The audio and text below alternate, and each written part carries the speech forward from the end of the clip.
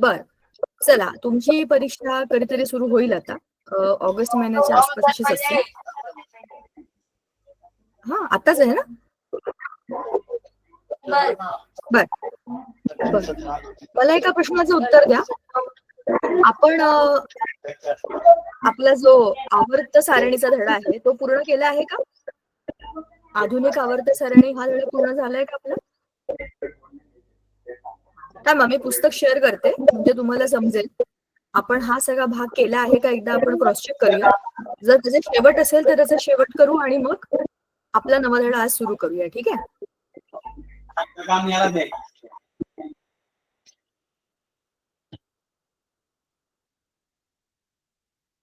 बघा, मी जरा आपलं शेअर करते स्क्रीन. बघा एकदा. मला असं वाटतं अगदी शेवटचा भाग थोडा बाकी आहे. धातू अधातूंचे गुणधर्म वगैरे असं काहीतरी असावं, तिथपर्यंत आलंय. ते झालं की नवा धडा आज आपण सुरू करूया आपला. कारण आपण खूप दिवसांनी भेटतोय, तर असं होऊ शकतं ना, म्हणजे थोडंसं तुम्ही विसराल, थोडंसं मी विसरेन. तर थोडंसं मला असं वाटतं हा धडा पूर्ण झाला आपला. पटपट रिवाइज करूया आपण. हे बोल ना का हे, आणि माईक पण बंद करा. आवाज कसं काय येत नाही? चला, मूलद्रव्यांचे आवर्ती वर्गीकरण हा पहिला धडा होता जो आपण सुरू केला होता मागच्या महिन्यामध्ये, आणि तो ऑलमोस्ट आपला झालाय. की याच्यामध्ये आपण हे झालंय सगळं. मला फक्त त्याचा शेवट आपण नक्की केला आहे का आपल्या बॅचमध्ये हे कन्फर्म करायचंय. मेंडलीवच्या आवर्त सरणी, त्यातल्या त्रुटी आणि त्यातले गुण हे सगळे आपण डिस्कस केले होते. त्याच्यानंतर आपण आधुनिक आवर्त सरणी बघितली होती. म्यूटचा आहे. आधुनिक आवर्त सारणी आपण सुरू केली अनम्यूट होती. नाही, अनम्यूट आहे, आवाज येतोय मला. आधुनिक आवर्त सारणीमध्ये कोणते कोणते नवीन घटक आहेत आणि काय बदल आहेत. तर सगळ्यात महत्वाची गोष्ट त्याच्यामध्ये अणु अंकाचा वापर केलाय. अणु वस्तुमानाचा नाही. आधीपर्यंत जे सगळे अणु वस्तुमान वापरत होते, आधुनिक आवर्त सारणीमध्ये आपण अणु अंकाच्या बेसिसवरती सगळ्यांची वर्गीकरण केलेलं आहे, सगळ्या धातूंचं. आधुनिक आवर्त सारणीमध्ये कसे खंड आहेत, त्याच्यामध्ये किती किती वेगवेगळ्या प्रकारचे गट आहेत आणि त्याचे काय काय गुणधर्म आहेत हे आपण सगळं रफली बघितलं होतं.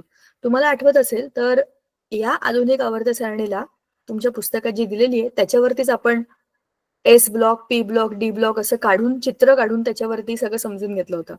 आता प्रत्येक गणातली संयुजा आणि त्यातली रचना, म्हणजे डावीकडून उजवीकडे गेलं तर त्यांचा आकार हा कमी होत जातो, वरून खाली गेलं तर मूलद्रव्यांचा आकार वाढत जातो. म्हणजेच काय, आधुनिक आवर्त सारणीमध्ये जेवढे सगळे गण आहेत, म्हणजे उभे 18 आणि आडवे 7 आवर्त, ह्याच्यामध्ये केलेली मूलद्रव्यांची ही जी विभागणी आहे, याच्यामध्ये काही कॅरेक्टरिस्टिक म्हणजे काही गुणधर्म आपण त्यांच्या या तक्त्याकडे बघूनच सांगू शकतो.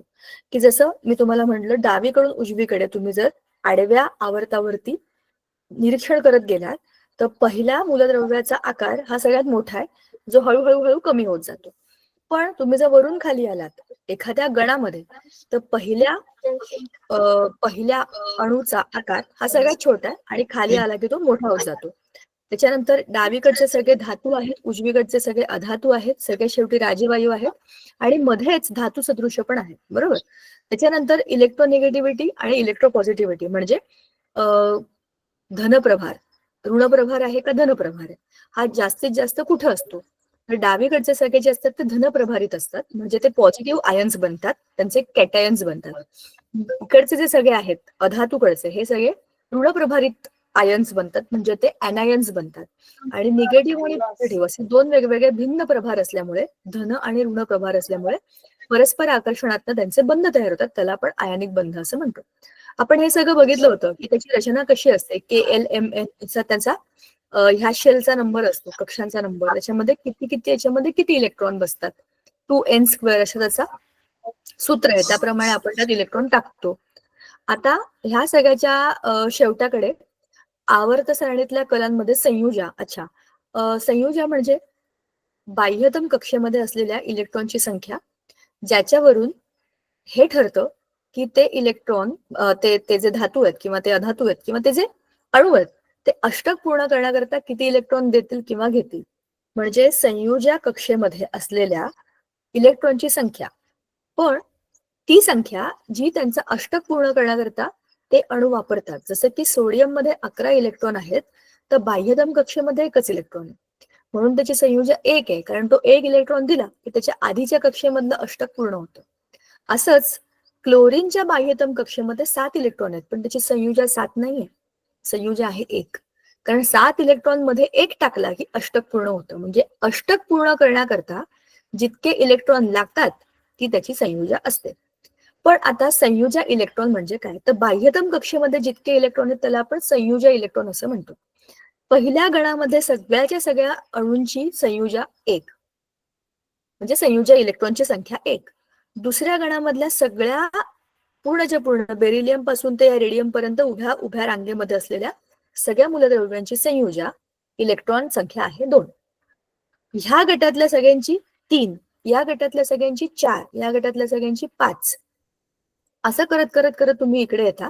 हे सगळे डी ब्लॉक एलिमेंट आहेत, हे पण मेटलच आहेत, पण हे मुख्य आहेत. म्हणजे या 1, 2 नंतर इथून खरं सुरू होतो 3, 4, 5 चा गट.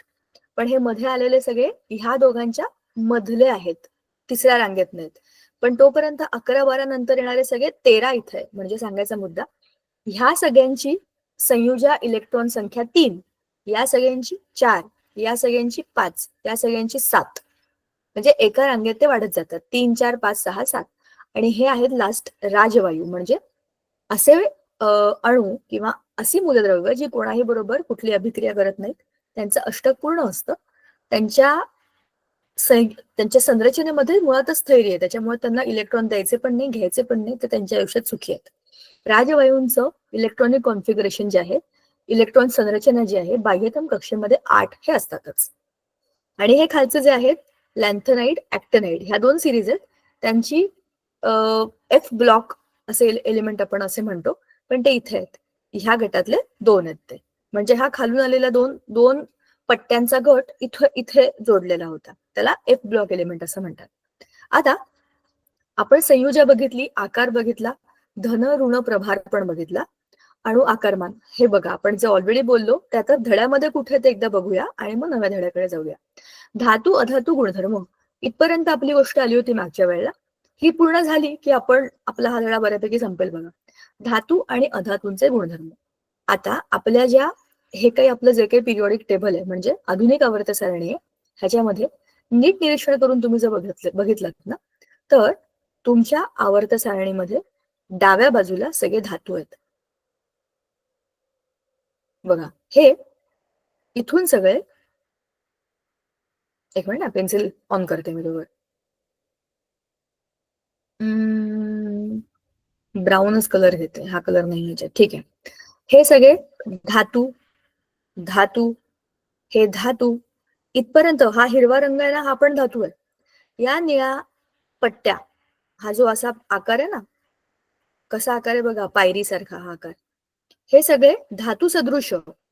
धातू पण नाही अधातू पण नाही, सॉरी खाली गेली आपली लाईन, एलव्ही नाही आहे, इथपर्यंतच आहे, पोलोनियम पर्यंतच आहे. जे हे ब्लू कलरचे आहेत ना, हे लाईट ब्लू कलरचे, हे सगळे कोण आहेत, धातू सदृश आहेत, बरोबर. आणि इथले हे परत सगळे अधातू, आणि हे धातूही नाही अधातूही नाही. आता जरा नीट निरीक्षण करून बघा, हा जो पी खंड आहे, पी खंडामध्ये धातू आहेत, अधातू आहेत, धातू सदृश आहेत, राजवायू आहेत. म्हणजे हा असा गट आहे आपल्या आधुनिक आवर्त सारणीतला, असा खंड आहे त्याच्यामध्ये सगळ्या प्रकारची मूलद्रव्य तुम्हाला मिळतात. विशिष्ट खंड आहे हा. याच्यामध्ये एस खंडामध्ये सगळेच्या सगळे मेटल आहेत, धातू आहेत.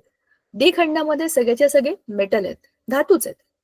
एफ खंड पण धातूच आहे, पण पी खंडामध्ये धातू, अधातू, धातू सदृश आणि राजवायू सगळ्या प्रकारच्या मूलद्रव्यांना एकत्र ठेवलं गेलंय, म्हणून हा सगळ्यात स्पेशल खंड आहे, सगळ्यात स्पेशल ब्लॉक आहे.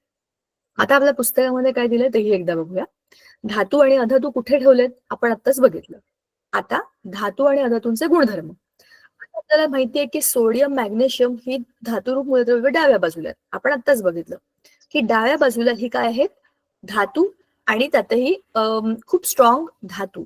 सल्फर, क्लोरीन अशी अधातू रूप मूलद्रव्य उजव्या बाजूला आहेत. आपण आत्ताच बघितलं, क्लोरीन हॅलोजन ग्रुप आहे 17वा गट. या दोन्ही प्रकारांमध्ये सिलिकॉन हे धातू सदृश आहे. मी तुम्हाला आत्ताच म्हणलं होतं, डार्क नाही, लाईट ब्ल्यू कलरचं जे असं पायरी सारखी रचना आहे ते आहे धातू सदृश. असाच आकृतीबंध इतर आवर्तांमध्येही दिसतो. आवर्त सारणीमध्ये एक नागमोडी रेषा धातूंना धातूपासून वेगळी करते. त्याच्या डाव्या बाजूला धातू आणि उजव्या बाजूला अधातू आणि त्याच्या किनारी धातू सदृश. हे जे मगाशी आपण चित्रात बघितलं तेच पुस्तकात दिलंय. मुद्दाम का सांगते, मी तुम्हाला जे हे सांगितलंय वरती ते तुम्हाला पुस्तकात कुठे सापडेल ते यातनं बघायचंय. आता जे डाव्या बाजूला सगळे धातू आहेत आणि उजव्या बाजूला सगळे अधातू आहेत, तर समजून घेण्याची गोष्ट अशी आहे की डावीकडून उजवीकडे तुम्ही जर गेलात तर धातूंपासून अधातूंकडे आपण जातो. म्हणजे धातूंचे गुणधर्म कमी कमी होत जातात आणि अधातूंचे गुणधर्म वाढत जातात. म्हणजेच काय, जर तुम्ही त्याची प्रवृत्ती बघितली की कशा पद्धतीने त्याची रचना केली आहे, तर धातूंचे गुणधर्म कमी होत जाऊन अधातूंचे गुणधर्म वाढत जातील डावीकडून उजवीकडे. बरोबर. आता आपण त्यांच्या रासायनिक गुणधर्मांचा विचार केला तर आयनिक संयुगांमध्ये काय होतं, धनप्रभार आणि ऋणप्रभार हे एकत्रित येतात. म्हणजे Na प्लस हे झालं त्याचं कॅटायन म्हणजे धनप्रभारित आयन, आणि क्लोरीन बनतो क्लोरीन मायनस. हे मी तुम्हाला मागच्या वेळेला चित्र काढून दाखवलं होतं. सोडियमच्या बाह्यतम कक्षेमध्ये इलेक्ट्रॉन आहे तो दिला की तो होतो Na प्लस, आणि Cl ने एक इलेक्ट्रॉन घेतला की तो होतो Cl मायनस. तर Na प्लस Cl मायनस म्हणजे हे कॅटायन आणि एनायन हे एकमेकांना परस्पर भिन्न अशा प्रभारामुळे एकमेकांना आकर्षित करतात. ठीक आहे. आता याच्यावरून काय समजतं की धातूंच्या अणूंची प्रवृत्ती स्वतःचे संयोजी इलेक्ट्रॉन गमावून धनायन बनवण्याची असते. धातू काय करतात, इलेक्ट्रॉन देतात आणि त्यांना धनायन म्हणजेच काय पॉझिटिव्ह आयन बनतात, त्यालाच आपण म्हणतो कॅटायन. पण जे अधातू आहेत, अधातू काय करतात, इलेक्ट्रॉन घेतात. बरोबर. अधातूंच्या उलटी प्रवृत्ती इलेक्ट्रॉन संयुजा कवचामध्ये स्वीकारून ऋणायन बनवण्याची कोणाची आहे, अधातू. बरोबर ना. धातू इलेक्ट्रॉन देतात आणि पॉझिटिव्ह होतात, अधातू इलेक्ट्रॉन घेतात आणि ऋण प्रभारित म्हणजेच काय होतात, ऋणायन बनवण्याची त्यांची टेंडन्सी असते. आता राजवायूंचे स्थायी इलेक्ट्रॉन संरूपण असते. स्थायी म्हणजे ते स्टेबल आहेत, ते काहीच करत नाही. संयोजक कवचातून इलेक्ट्रॉन गमावण्याची किंवा इलेक्ट्रॉन स्वीकारण्याची अणूंची क्षमता कशी ठरते, कोणत्याही अणूतील सर्वच इलेक्ट्रॉन हे त्याच्या धनप्रभारी केंद्रकामुळे प्रयुक्त होणाऱ्या आकर्षण बलामुळे अणूमध्ये धरून ठेवले जातात. तर संयोजक कवचातील इलेक्ट्रॉन आणि अणू केंद्रक यांच्या दरम्यान आतील कवचांमध्ये इलेक्ट्रॉन असतात. त्यामुळे संयोजक इलेक्ट्रॉनवरती आकर्षण बल प्रयुक्त करणारी परिणामी केंद्रकीय प्रभार हा मूळच्या केंद्रकीय प्रभारापेक्षा कमी असतो. आता हे जरा असं समजून घ्या. याला म्हणतात शिल्डिंग इफेक्ट. बरं का. हे आपण जरा पेंट मध्ये बघू, म्हणजे तुम्हाला मला नीट समजावून सांगता येईल.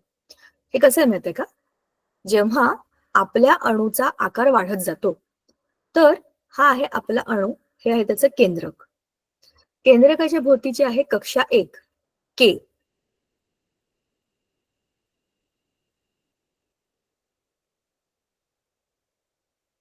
के च्या भोवती आहे एल.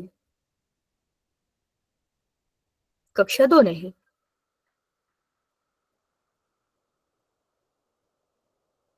मग आहे कक्षा 3.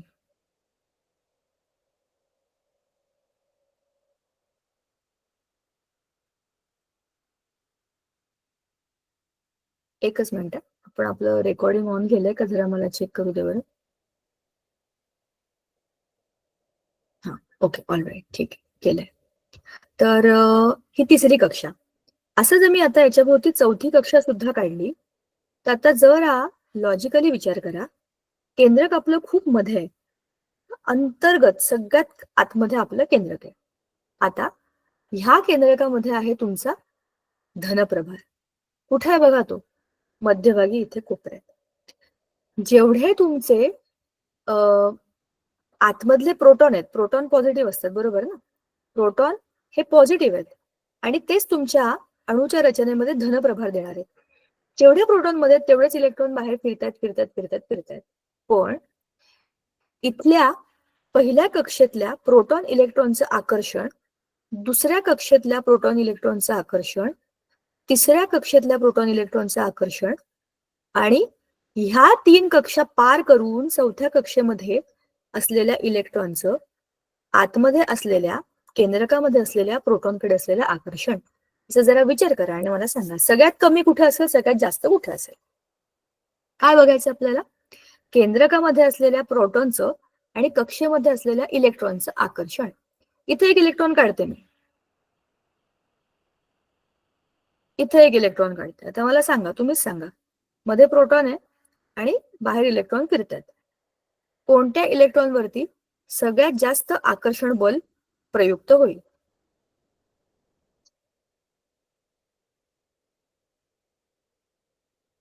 के कक्षेमध्ये, एल कक्षेमध्ये, एम कक्षेमध्ये का एन कक्षेमध्ये? पटकन बोला, कोणते अनम्यूट करा आणि सांगा.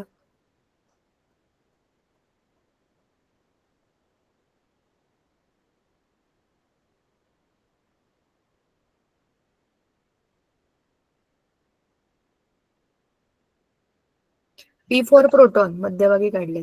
चला सांगा, हे जे पी आहे ना, हे प्रोटॉन आहेत मधले, ते आहेत धनप्रभारित. हे मध्ये इलेक्ट्रॉन बाहेर वेगवेगळ्या कक्षांमध्ये फिरतात, तर कोणत्या कक्षेतल्या इलेक्ट्रॉनवरती सगळ्यात जास्त आकर्षण बल असेल? सांगा, विचार करा जरा. मधल्या एका बॉलच्या जवळच्या कक्षामध्ये, एका सगळ्यात लांबच्या कक्षामध्ये. कोणतरी अनम्यूट करा आणि सांगा. मग अशी कुठल्या तरी शाळेचा माईक ऑन होता, ते करू शकतात. प्रश्न कळलाय? उत्तर देण्याचा प्रयत्न करूया आपण. के कक्षेमध्ये सगळ्यात जास्त आकर्षण असेल, का बरं?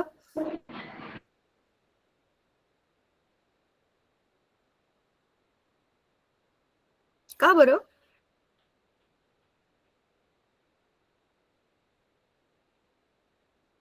बरोबर आहे, पण का? काहीतरी लॉजिक तर सांगा.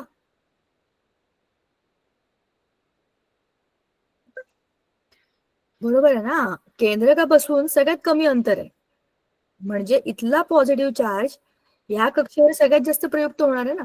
जसं अंतर वाढत जाईल, ते आकर्षण बल कमी कमी होत जाईल ना.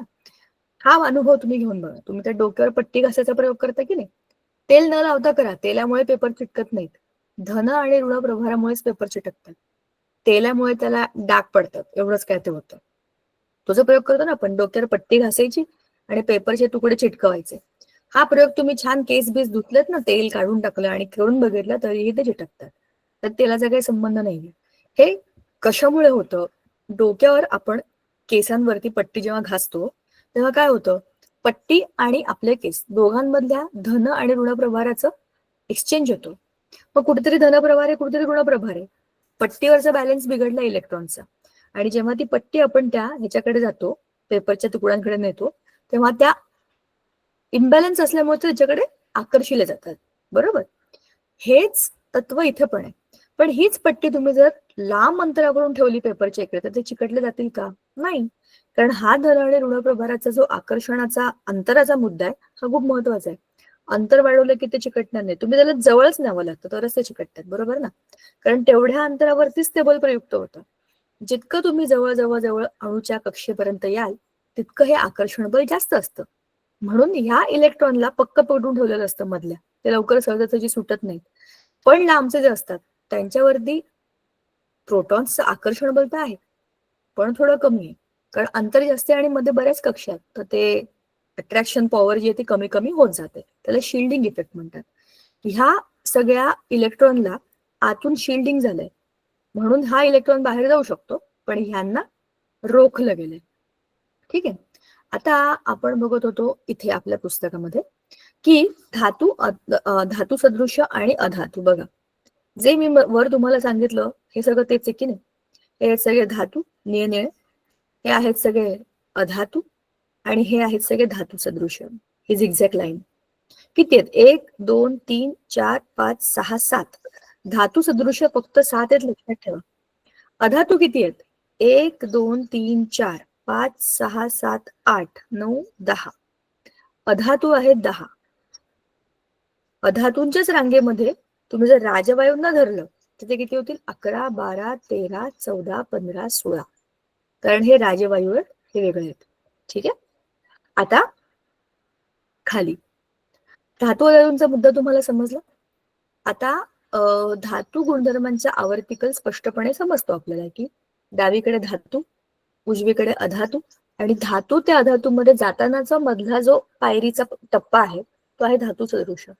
ते धातू सदृश धातूंसारखे पण नाही आणि अधातूंसारखे पण नाही, म्हणजे ते आदले मधले आहेत. उदाहरणार्थ, ते उष्णता वाहून नेतात का? नाही.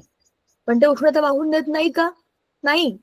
थोडीशी नेतात, थोडीशी नेत नाही. मग असे जे लोक असतात जे धड इकडचे पण नाही धड तिकडचे नाही, त्यांना आपण मधले म्हणतो. म्हणजे ते कोण असतात, एका कॅरेक्टरिस्टिक मधून दुसऱ्या कॅरेक्टरिस्टिक मध्ये जाणारे पण दोघांचे गुणधर्म असणारे. म्हणून धातू सदृश पण धातू नाही, धातूंसारखे दिसतात पण धातू नाही. चकाकी आहे का? नाही. चकाकी नाहीये का? नाही. आहे पण नाही पण, अशा आदले मधले त्यांचे गुणधर्म असतात. ठीक आहे.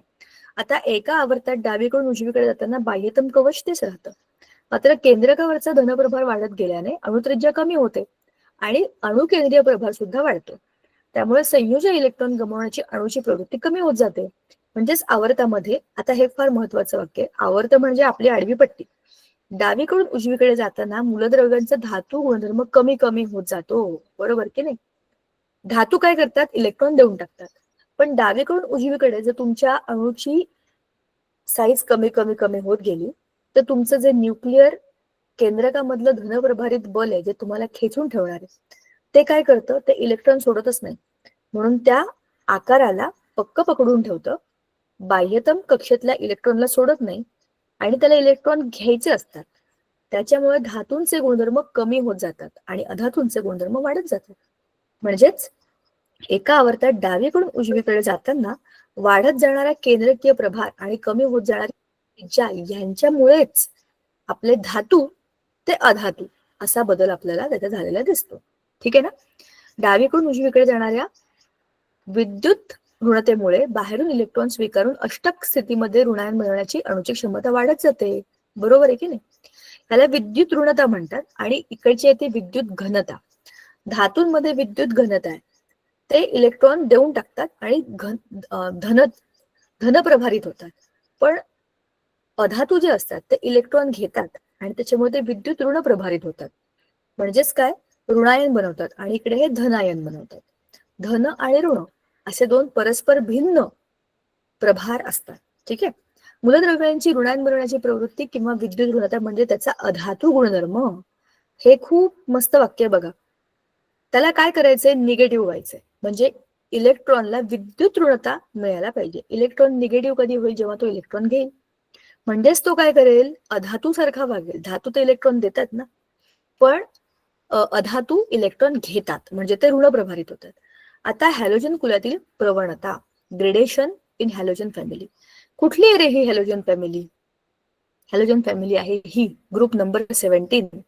त्याला हॅलो म्हणतात आणि it is written by X. एक्सने त्याला लिहिलं जातं. त्याचं सिम्बॉल आहे एक्स. जरा एकदा बघूया आपण. हे आहेत halo, halogens, fluorine, chlorine, bromine, iodine, astatine. आणि हे खालचा जो आहे ना, तो थोडा हेवी एलिमेंट मध्ये येतो. हेवी एलिमेंट म्हणजे जड. आता याचे सगळे गुणधर्म आपण जरा चेक करूया. इंटरेस्टिंग आहे. आपल्याला काही महत्वाच्या म्हणजे असे व्हेरी व्हेरी इंटरेस्टिंग ग्रुप्स त्याच्यामध्ये दिलेले आहेत. त्यातलं पहिलं आहे हॅलो ग्रुप. गण 17 मध्ये हॅलोजन कुलाचे सदस्य आहेत आणि त्यांचं सगळ्यांचं रेणुसूत्र X2 असतं. ते स्वतः बरोबर एक बंध बनवतात आणि त्याच्यामध्ये एकमेकांबरोबर एक एक इलेक्ट्रॉन शेअर करतात आणि स्वतःचं अष्टक पूर्ण करतात. कसं? असं समजा आपण एक धातू काढला, फ्लोरीन. हा आहे फ्लोरीनचा न्यूक्लियस. फ्लोरीनच्या पहिल्या कक्षेमध्ये आहेत 2 इलेक्ट्रॉन आणि दुसऱ्या कक्षेमध्ये आहेत 7 इलेक्ट्रॉन. आता दुसरा एक आहे अणू, तो आहे फ्लोरीनचाच. त्याच्या पण पहिल्या कक्षेमध्ये आहेत 2 इलेक्ट्रॉन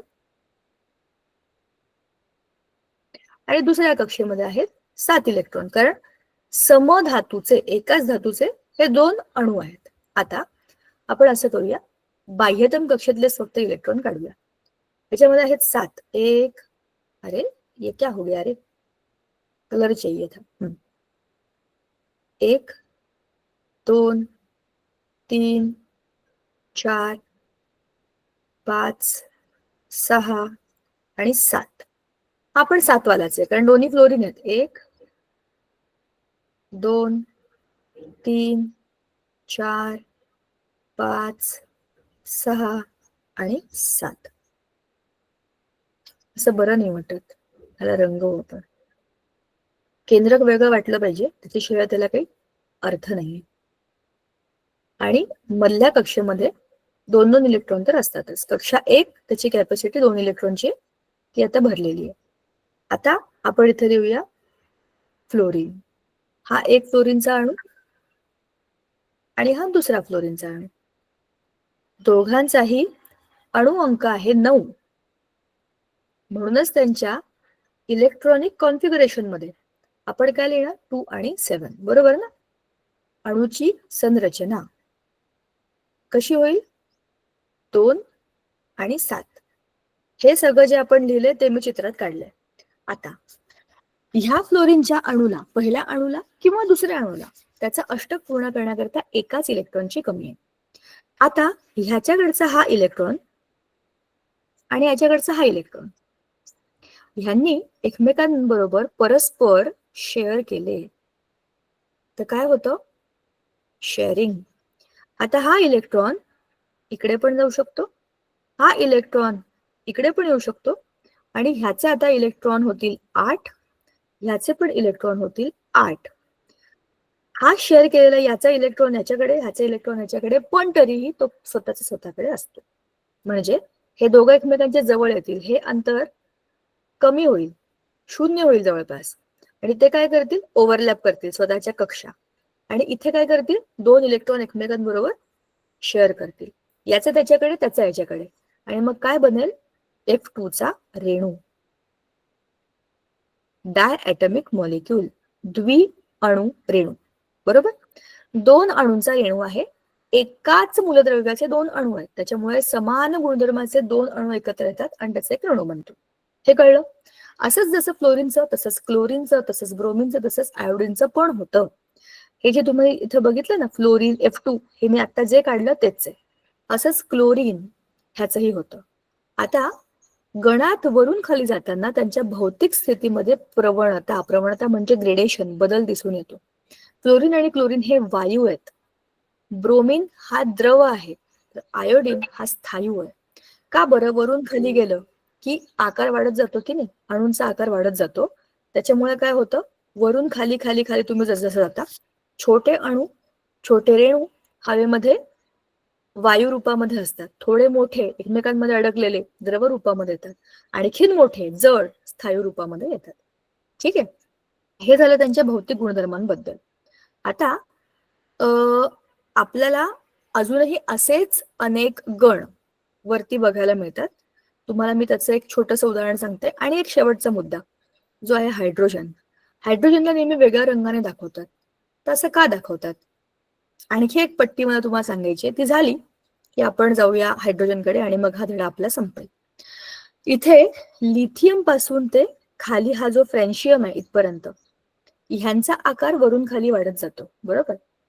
हे सगळे आहेत अल्कली मेटल्स. अल्कली मेटल्स म्हणजे खूप खूप रिॲक्ट करणारे, पटकन रिॲक्ट करणारे असे हे मेटल्स आहेत, म्हणजे धातू आहेत. आता सोडियम हा धातू काय करतो, हा इतका रिएक्टिव्ह धातू आहे की ह्याला तुम्ही पाण्याच्या हवेच्या संपर्कात जरी आणलं तरी पण त्याचा ब्लास्ट होतो, इतका हा रिएक्टिव्ह असतो. म्हणजे यांची रिएक्टिव्हिटी हे खूप असते. अशी रिएक्टिव्हिटी धातूंची आणि इकडे अशीच रिएक्टिव्हिटी या कोपऱ्यामध्ये अधातूंची. असंच क्लोरीन पण आहे ह्याच्या गटातला शेवटचा. हा देऊन टाकायला उत्सुक आहे, हा घेऊन टाकायला उत्सुक आहे.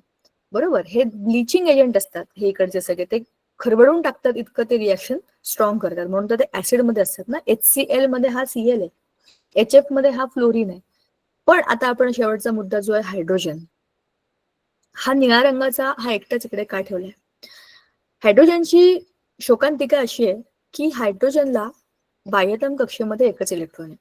तो इलेक्ट्रॉन द्यायचा का घ्यायचा हे त्याच्यावरती अवलंबून आहे, तो कोणाबरोबर रिएक्शन करतो याच्यावरती अवलंबून. मोस्टली तो ते इलेक्ट्रॉन शेअर करतो स्वतः बरोबर, तो द्विअणू रेणू बनवतो, H2 गॅस असतो माहिती आपल्याला. क्लोरीन बरोबर जेव्हा येतो तेव्हा तो काय करतो, इलेक्ट्रॉन देऊन टाकतो, कारण क्लोरीन तो घेऊनच टाकतो. बरोबर.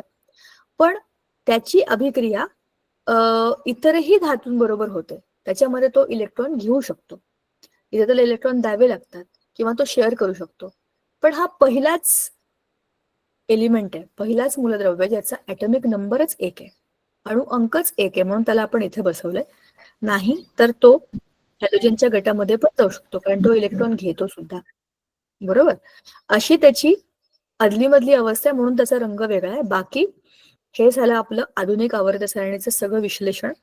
हा खूप इंटरेस्टिंग धडा होता आणि खूप मस्त, याच्यामध्ये भरपूर माहितीपर गोष्टी होत्या ज्या तुम्हाला आता ह्याच्या आधीपर्यंत कधी नव्हत्या आल्या. तुम्ही धातू, अधातू, धातू सदृश हे सगळं ऐकलं, पण ते कुठे मांडले होते ते सगळं सांगणारा हा खूप महत्वाचा धडा होता. ठीक आहे. आता आपण पुढच्या धड्याकडे जाऊया. पुढचा धडा आपला जो आहे केमिस्ट्रीचा, तो आहे अच्छा बरं, या धड्याचा तुम्ही एक्सरसाइज स्वतः सॉल्व्ह करून बघा, म्हणजे अभ्यास. सोपा आहे, काही कठीण नाही. एकदा तुम्हाला धडा समजला की सगळंच येणार आहे त्याच्यामध्ये. रासायनिक अभिक्रिया आणि समीकरणे हा नवा धडा आहे. ठीक आहे. या धड्याला आपण आज सुरुवात करणार आहोत. मी तुम्हाला म्हटलं होतं आपल्या मागच्या धड्याचा अगदी शेवट बाकी आहे, तो आता झाला. धातू अधातू गुणधर्म संपले. आता रासायनिक अभिक्रिया आणि समीकरणे हा नवा धडा आपला सुरू होईल. रासायनिक अभिक्रिया म्हणजे काय, आता जरा आपण बोलूया, तर मला जरा तुमची उत्तरं कळतील. सांगा जरा मला, काय असतं रासायनिक अभिक्रिया?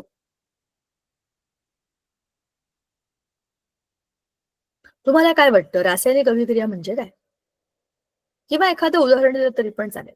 लेट अस सी, बघूया काय तुमचं उत्तर आहे. रासायनिक अभिक्रिया म्हणजे काय?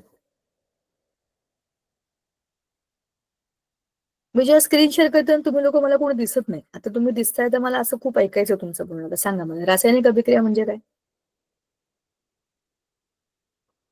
किंवा त्याचं एखादं उदाहरण माहितीये का तुम्हाला? भौतिक बदल, रासायनिक बदल लहानपणी आपण शिकलो होतो 7वी-8वीत. आठवण्याचा प्रयत्न करा. एखादं उदाहरण ज्याच्यामुळे तुम्ही काही रासायनिक बदल बघितलाय आजूबाजूला. निलेश सरांच्याकडे जे विद्यार्थी आहेत, किंवा इथे कन्या आश्रम स्कूल, खडकी आश्रम स्कूल, कोणतरी अनम्यूट करा आणि सांगा. प्रश्न समजलाय का? रासायनिक अभिक्रिया म्हणजे काय? एखाद्या रासायनिक अभिक्रियेचं उदाहरण माहितीये का तुम्हाला? कुठे होतात रासायनिक अभिक्रिया?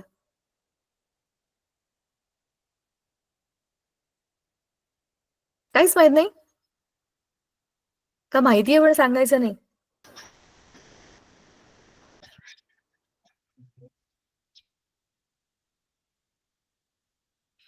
पटकन बोला, कोणतरी बोला, त्याच्याशिवाय पुढे जाणारच नाहीये. मी एकटीचा अभ्यास थोडी करते, 10वीत मी नाहीये.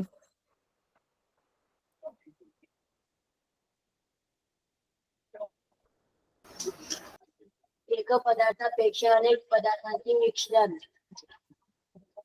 एका पदार्थामध्ये दुसऱ्या अनेक पदार्थांचं मिश्रण म्हणजे रासायनिक अभिक्रिया. उदाहरण सांग बरं. बरोबर आहे, काहीतरी आलंय डोक्यामध्ये. उदाहरण सांग, मला नीट समजेल. मॅडम 2 किंवा 3 पदार्थ मिळून दुसरं काही नवीन बनते, त्याला रासायनिक अभिक्रिया म्हणते. बरोबर. उदाहरण सांग. सरबत, सरबत. सरबत ही रासायनिक अभिक्रिया आहे का? बर. आंबा. कारण आहे हायड्रोजन आणि ऑक्सिजन बरं. यांची अभिक्रिया. आणि काय होतं त्याच्यामधनं? पाणी. बरोबर. शाबाश, व्हेरी गुड. बरोबर.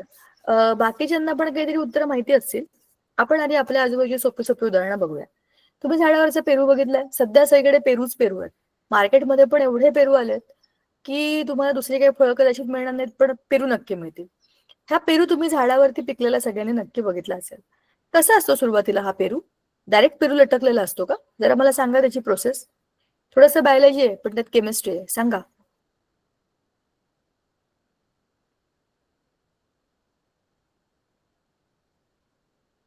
निलेश सरांच्या इकडचे जे विद्यार्थी आहेत, तुम्हाला प्रश्न कळलाय का? माईक अनम्यूट करा आणि सांगा. पेरू नक्की बघितलाय ना झाडावरती? कॅमेराही बंद करून घेतला. मी काही तिकडे येऊन तुम्हाला फटके देणार नाहीये. तुम्हाला जे माहितीये तेच विचारते. झाडावरती पेरू, आंबा, चिकू आपण सगळ्यांनीच बघितलेले आहेत. तर जे बदल दिसतात ते मला सांगा, एवढाच प्रश्न आहे फक्त.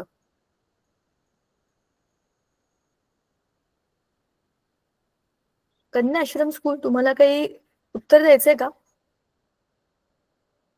माईक अनम्यूट करा आणि बोला पटकन.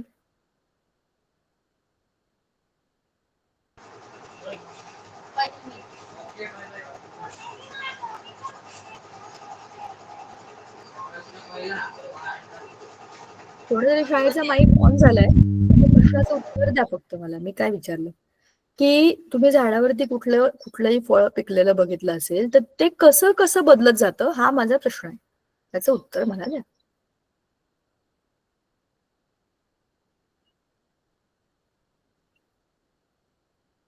कमाल आहे. नुसतीच फळं खाता वाटतं का खातच नाही? आजूबाजूला बघता की नाही झाडांमध्ये पानं फुलं फळं किती वेगवेगळे असतात. आंबे खाल्ले की नाही उन्हाळ्यामध्ये?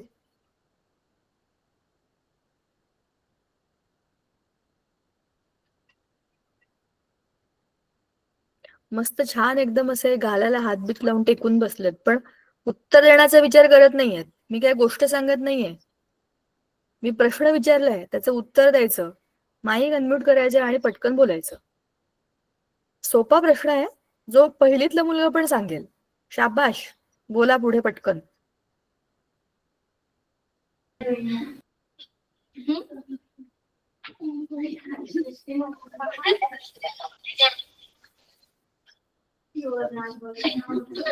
आता माईक ऑन केलाय, आता काय तिकडे येऊन बसू तुमच्या समोर तर मला तुम्ही सांगाल स्वतःहून?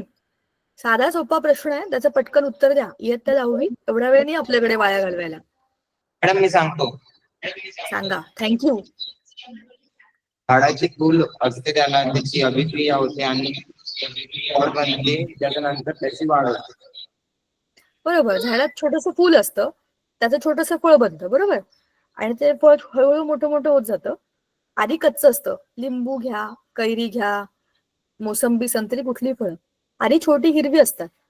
ती पिकली की काय होतात, त्यांचा रंग बदलतो, बरोबर ना दादा? हो. थँक्यू. तू ह्या सगळ्यांचा वेळ वाचवलास, धन्यवाद. ह्यांना माहित नाही उत्तर द्यायला काय प्रॉब्लेम आहे, पण एनिवेज तू त्यांच्या सगळ्यांचं काम केलं म्हणून तुला थँक्यू. Thank you madam. तुला थँक्यू म्हणायला पाहिजे. तर सांगायचा मुद्दा असा आहे की जे त्याने सांगितलं ते अगदी बरोबर आहे. पेरूचं म्हणा, केळीचं म्हणा, लिंबाचं म्हणा, आंब्याचा मोहर म्हणा, कुठलंही फळ घेताना आधी छोटूसं फूल असतं. त्या फुलामध्ये काहीतरी बदल होतात आणि त्याचं छोटूसं फळ होतं. त्या फळामध्ये बदल होत जातात, फळ मोठं होतं, पण कच्चं असतं. जसं की कच्चा लिंबू हिरवा हिरवा असतो. तुम्ही त्याला जाऊन वरून पिवळा रंग मारता का? पेंटिंग करता का तुम्ही त्याचं? मग ते पिवळं कसं होतं? आपोआप होतं. त्याच्या आतमध्ये काहीतरी रासायनिक अभिक्रिया होतात, म्हणून त्या कच्च्या फळाचा पिकलेल्या फळामध्ये बदल होतो. कच्च्या फळाची चव वेगळी असते, पक्क्या फळाची चव वेगळी असते. कच्च्या फळाचा वासही वेगळा असतो बऱ्याचदा, वेगवेगळ्या फळांचा. पण पिकलेल्या फळांचा असा सुमधूर असा छान मस्त गंध असतो की त्या गंधाकडे आकर्षित होऊन पण बरेचसे कीटक तिकडे येतात, बरोबर. ही सगळी जी रासायनिक अभिक्रिया आहे तीच त्या फळामध्ये होणाऱ्या बदलांना कारणीभूत असते. छोटूशा फळाचं मोठं फळ कसं काय झालं? त्याच्या अंतर्गत काही बदल झाले. कच्चं फळ कसं पिकलं? अंतर्गत काही बदल झाले. जसं आपण ते इडली डोसे खातो, त्याचं पीठ बनवतो किंवा दही खातो. दुधाचं दही बनतं. दूध आपल्याला सगळ्यांना माहिती पातळ असतं, गोरं असतं आणि त्याला साई येते.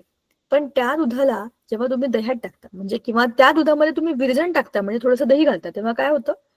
त्या दुधामध्ये काही असे बदल होतात की त्याचे सगळं रूप बदलून जातं. ते पातळ पातळ असतं आधी, नंतर घट्ट होतं, बरोबर. तुम्ही चमच्याने दही खाऊ शकता, चमच्याने असं दूध घेऊ शकता का तुम्ही? सांडेल नाही का तिकडे, कारण ते लिक्विड असतं. म्हणजेच त्याचे भौतिक गुणधर्म बदलतात. रंग पांढराच असतो, पण जास्त दिवस ठेवला की तो पिवळसर व्हायला लागतो. म्हणजे त्या रासायनिक अभिक्रियेमध्ये पण रासायनिक अभिक्रिया होते, जे नंतर बदलत जातात. आणखीन चांगलं गोड दूध असतं, गोडसर असतं किंचित, पण दही झालं की ते आंबट होतं. म्हणजे त्याचा पूर्णपणे चव, वास आणि फिजिकल अपिअरन्स बदलून जातो. कशामुळे? त्याच्यामध्ये काही भौतिक बदल झालेत त्याच्यामुळे. आणि भौतिक बदलांचं कारण आहे की त्याच्यामध्ये काही रासायनिक बदल झालेत त्याच्यामुळे. हाच आपला धडा आहे, रासायनिक अभिक्रिया आणि समीकरणे. जे आपण आता बोललो, दुधाचे दही होणे, दूध दही असं जर आपण लिहिलं तर त्याच्यामध्ये काहीतरी गोष्टी येतात ज्या पूर्ण केल्या की त्याला समीकरण म्हणतात. समीकरण या शब्दाचा अर्थ आहे समान करणे. डावी बाजू बरोबर उजवी बाजू, हा नियम आहे ना. डाव्या बाजूला काहीतरी असतं, त्याला गुणाकार भागाकार अधिक वजा करून आपण उजव्या बाजूच्या गुणाकार भागाकार अधिक वजाच्या समान आणतो. डावीकडे 5 असेल तर उजवीकडे 5, हा नियम आहे ना समीकरणाचा. तेच नियम या रासायनिक अभिक्रियेमध्ये वापरले जातात. मस्त इंटरेस्टिंग धडा आहे, आपण सुरू करूया. बघा, आपल्या धड्यामध्ये काय काय घटक आहेत. सगळ्यात सुरुवातच ही आहे, रासायनिक बदल आणि भौतिक बदल. इथे चित्रामध्ये आपल्याला जे दिसत आहेत ते काय आहे बघा. काही काही बदल आपल्याला दिसतात. सगळ्यात पहिलं एक कंबशन म्हणजे ज्वलन. ज्वलनामध्ये काय होतं, लाकूड जाळले. लाकूड काय आहे, एक स्थायू पदार्थ आहे आणि हा निसर्गनिर्मित पदार्थ आहे. त्याला तुम्ही जेव्हा जाळता तेव्हा काय होतं, त्याचं ज्वलन होतं. म्हणजे त्याच्यापासून जी राख बनते, या लाकडापासून जी राख बनली आहे ती पूर्णपणे वेगळी आहे. त्याचे गुणधर्म लाकडासारखे नाहीये. त्याच्यामध्ये भौतिक बदल झाले, त्याचा आकार बदलला, त्याचा रंग बदलला, त्याचा वास बदलला आणि त्याच्यामध्ये आता आतमध्ये त्याच्या अणुरेणूमध्येच काही बदल झाले ज्याच्यामुळे ते पूर्णपणे बदलून गेलं. बरोबर. इथे एक ऍपल आहे, ते खराब झालं आणि त्याच्यातनं अळ्या बाहेर येऊन बघतात तुमच्याकडे, की तुम्ही अभ्यास करताय का नाही. त्याला म्हणतात एखादं फळ नासणे किंवा सडणे किंवा रोटिंग ऑफ दी फ्रुट्स. काय होतं, कुठलंही फळ, उदाहरणार्थ आंबा घ्या. आंबा माझा फेवरेट आहे म्हणून मी आंब्याचं उदाहरण घेतलं. आंबा झाडावर असतो, त्याची कैरी असते आधी, तो पिकतो आणि हळूहळू हळूहळू तुम्हाला बदल दिसतो. म्हणजे हिरवा, त्याचा हळूहळू एक रंग पिवळा होतो, मग हळूहळू आणखीन पिवळा होतो, मग पूर्णच्या पूर्ण आंबा पिकतो. बरेच दिवस झाडावरती चांगला असतो, पण आपोआप तो पिकलेला आंबा काही काळानंतर खाली गळून पडतो. जरी तुम्ही त्याला काढलं नाही तरी पण तो खाली पडतो. आता त्याच्यामधली बी पूर्णपणे तयार असते, त्याला आपण आंब्याची कोय म्हणतो. बरोबर. कोय पूर्णपणे तयार आहे, पण ती कोय आतमध्ये आणि आजूबाजूला फळ आहे. एखाद्या किड्याने खाल्लं, प्राण्याने खाल्लं तर त्या आंब्यातली कोय आपोआप बाहेर येते. पण जर नाही आलं तर असं हे पिकलेलं फळ, अति पिकलेलं फळ आणखीन आणखीन आणखीन दिवस तिथेच खाली पडून पडून पडून सडायला लागतं. त्यातल्या आतल्या आत किडे होतात, अळ्या होतात आणि ते सगळं फुटतं. बाहेरचा सगळा जो खाण्यासारखा भाग असतो ते खाऊन टाकतात आणि मधली बी आपोआप मोकळी होते. जमिनीमध्ये पडल्यानंतर त्याच्यातनं नवीन झाड उगवतं. ही हजारो वर्षापासून पृथ्वीवर असलेल्या सगळ्या वनस्पतींनी फॉलो केलेली एक नॅचरल प्रोसेस आहे. कोणी मदत करो अगर न करो, आपल्या बिया आपोआप रुजल्या पाहिजे, त्याची नवीन झाडं व्हायला पाहिजे, याच्या करताची ही निसर्गनिर्मित प्रक्रिया, ही सायकल आहे. स्वतः त्या झाडापासून आता नवीन त्या बी पासून म्हणजे त्या कोळीपासून नवं झाड बनेल. झाड एका विशिष्ट वयात आल्यानंतर म्हणजे ते मोठं झाल्यानंतर, नुकतेच छोट्याशा तुम्ही झाडाला मोहर आलेला बघितलंय का? मी कलमांचं म्हणत नाहीये, मी निसर्गतः आलेल्या बियांपासून सडांचं म्हणते. मग त्याला वेळ लागतो, ते एक विशिष्ट काळापर्यंत वाढलेल्या झाडामध्येच मोहर येतो, त्याच्यामध्येच परत कैऱ्या लागतात, परत आंबे होतात आणि ते खाली पडतात. ही क्रिया आहे. पण ह्या क्रियेमध्ये ही जी नॅचरल प्रोसेस आहे, फळ पिकून खराब होण्याची, नासण्याची, ही रासायनिक अभिक्रिया. कच्चं फळ पिकण्याची रासायनिक अभिक्रिया, रंग बदलण्याची रासायनिक अभिक्रिया, चव बदलण्याची रासायनिक अभिक्रिया, गंध बदलण्याची पण रासायनिक अभिक्रियाच आहे. काहीतरी त्याच्या आतमध्ये बदल घडतात आणि त्याचे परिणाम म्हणून आपल्याला हे भौतिक बदल दिसतात. तिसरं उदाहरण आहे रस्टिंग, गंज चढणे. तुम्ही तुमच्या आजूबाजूला अनेक लोखंडांचे खांब बघितले असेल, बांधकामाच्या इकडे लाईटाचे पोल असतात त्याच्या इथे, बऱ्याचदा ते गंजलेले असतात. तर लोखंडाचे असतात, तुम्ही त्याला कलरिंग करा, काळा रंग मारा, लाल रंग मारा, काय काय करा, पण तरी सुद्धा लोखंडाच्या वस्तू या गंजतात. कारण गंजणे ही त्याची रासायनिक अभिक्रिया आहे. लोखंडाच्या सगळ्यात वरच्या पृष्ठभागावरती म्हणजे आउटर मोस्ट सरफेस वरती हवा, पाणी, आर्द्रता यांची अभिक्रिया होते आणि लोखंड त्याच्याबरोबरच रिॲक्शन करतं आणि त्याचा एक आपोआप थर बनायला लागतो. हा थर आतलं लोखंड तसं तर वाचवून ठेवतो, पण एक एक करत खाली पडत गेला तर परत मधला सरफेस पुन्हा बाहेर येणाऱ्या हवा आणि आर्द्रता, पाणी ह्या सगळ्याबरोबर अभिक्रिया करतो. थोडक्यात सगळं लोखंडाची वस्तू खराब होऊन जाते. अशा खराब वस्तू वापरणं आपण सगळे टाळतो, पण तरी सुद्धा लोखंड हे गंजतं, कारण की ती निसर्गतः होणारी रासायनिक अभिक्रिया आहे. तुमच्या पोटामध्ये होणारं डायजेशन म्हणजे पचन. पचन होतं म्हणजे काय होतं, आपण जे काही खातो ते आपल्या शरीरामध्ये व्यवस्थित सम्मिलित होतं, पोटामध्ये जातं, बारीक बारीक होतं, त्याच्यामध्ये अनेक प्रकारचे डायजेस्टिव्ह ज्युसेस ऍड होतात. म्हणजे आपण जे काही खातो ना, ते पचण्याकरता वेगवेगळी रसायनं आपल्या पोटामध्ये स्त्रवली जातात आणि त्याच्यामुळेच तुम्ही काय काय खाता, काहीही खाता, कच्ची फळं खाता, कधी धान्य खाता, बरोबर ना. कच्चं धान्य खातो ना आपण बऱ्याचदा, चांगलं लागतं म्हणून, हुरडा पार्टीमध्ये म्हणून कच्चे कच्चे असतात त्याला थोडंसं परतून बिरतून असं अर्ध कच्चं अर्ध पिकलेलं असं खातो आपण. किंवा शिजलेलं अन्न जे आपण खातो त्यालाही प्रक्रिया केल्यानंतर पचवण्याकरता आहे तसं ते तसं भात तर आपल्या शरीरामध्ये फिरणार नाही, वरण तसंच फिरणार नाही रक्तामधनं. त्याच्यातले घटक आपल्याला काढून घ्यायचे, म्हणजेच ते काढून घेण्याकरता काहीतरी नवीन टाकावं लागेल. ते टाकण्याचं काम आपल्या पोटातले एन्झाईम्स करत असतात, बरोबर.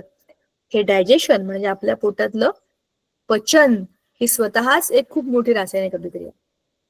शिवाय आपल्या प्रत्येक सेलमध्ये, आपल्या शरीरातल्या प्रत्येक पेशीमध्ये सुद्धा अनेक रासायनिक अभिक्रिया होत असतात. आपली छोटीशी सेल, आपल्या शरीरातली प्रत्येक छोटीशी पेशी ही स्वतःच एक केमिकल फॅक्टरी आहे. त्याच्यामध्ये खूप सगळ्या गोष्टी अशा अजीबोगरीब आहेत, ज्यांचा विचार केला की आपल्याला समजतं की खरंच निसर्गाने काय बनवलंय आपल्याला. एकदम अमेझिंग आहे हे सगळं. असं आपलं हे रासायनिक अभिक्रियांचं इंट्रोडक्शन आहे. आता रासायनिक अभिक्रियांमध्ये दोन गोष्टी असतात, फिजिकल चेंज, केमिकल चेंज, म्हणजेच भौतिक बदल आणि रासायनिक बदल. बर्फाचं रासायनिक आहे का भौतिक आहे? आता जरा माईक ऑन करा आणि पटापट बोला, म्हणजे तुम्ही ज्या स्पीडने बोलता तो स्पीड तुम्हाला वाढवावा लागेल, तरच आपला हा टेबल आजचा संपेल, आणि तो संपल्यावरच आपण थांबूया. मला सांगा, बर्फाचं पाणी होणे, पाण्याचं बर्फ होणे ही रासायनिक अभिक्रिया आहे का भौतिक अभिक्रिया? भौतिक म्हणजे फक्त वरवरचे बदल, रासायनिक म्हणजे मुळातून अणुरेणूच्या लेवलला जाऊन झालेले बदल. भौतिक बदल. शाबाश. अन्न शिजवणे रासायनिक का भौतिक? रासायनिक बदल. बरोबर. फळ पिकणे रासायनिक बदल. दुधाचे दही होणे, दुधाचे दही होणे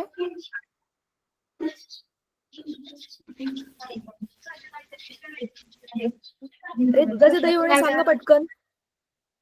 रासायनिक अभिक्रिया. हा हा शाबाश, ऐकलं मी. पाण्याची वाफ होणे, बाष्पीभवन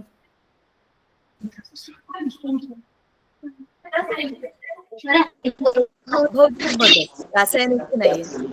आपल्या पोटातील अन्नाचे पचन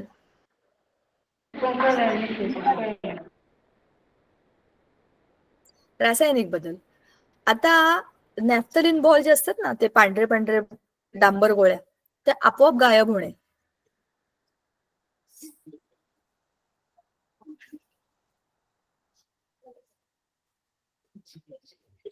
भौतिक बदल. अच्छा, एखाद्या टाइल्स वरती, शहाबाद फरशीवरती लिंबाचा ज्यूस पडल्यावरती डाग पडणे रासायनिक बदल. शाबाश. आणि काचेची एखादी वस्तू खाली पडून फुटणे भौतिक बदल. रासायनिक बदल. काचेची वस्तू वरून खाली पडून फुटणे नाही, भौतिक बदल. भौतिक बदल. आता बघा, रासायनिक बदलांबरोबर भौतिक बदल होणारच आहेत. आता मी बंद करा, ऐका. रासायनिक बदलांबरोबर भौतिक बदल होणारच, म्हणजेच तुमच्या आजूबाजूला होणाऱ्या रासायनिक बदलांना दाखवण्याकरता भौतिक बदल कधी कधी मदत करतात. पण सगळेच भौतिक बदल हे रासायनिक बदल नसतात, बरोबर. अवस्थांतर हा भौतिक बदल आहे, रासायनिक बदल नाही. ह्याच्याबद्दल आणखीन जास्त पुढच्या वेळेला आपण नक्की बघूया. आज आपण इथे थांबूया. रासायनिक अभिक्रिया आज आपण सुरू केल्या आहेत. तुम्हाला हा धडा समजला आहे का, जो काही आपण सुरू केलाय तो? आपण बरंच काही काही बोललोय, ते तुम्हाला कळलंय का? हो मॅडम, हो, समजलं. कारण ही जस्ट सुरुवातच आहे आणि याच्यामध्ये काहीच असं वेगळं आपण अजून सुरू केलं नाहीये. ते आता आपण करू. ते पुढच्या वेळेला आपले रासायनिक बदल कसे कसे असतात, कसे मांडायचे, समीकरणं म्हणजे काय, ती कशी लिहायची, हे सगळं आपल्याला पुढच्या वेळेला बघता येईल. ते झालं की आपण त्या समीकरणांच्या इक्वेलिटीवर, म्हणजे ती समीकरणं कशी हे करायची, आपण त्याला काय म्हणतो, बॅलन्स करायची, हे पण बघूया. ठीक आहे, भेटूया पुढच्या वेळेला आपण. अच्छा, bye bye. Thank you Sangeeta ma'am. Bye bye. Bye bye.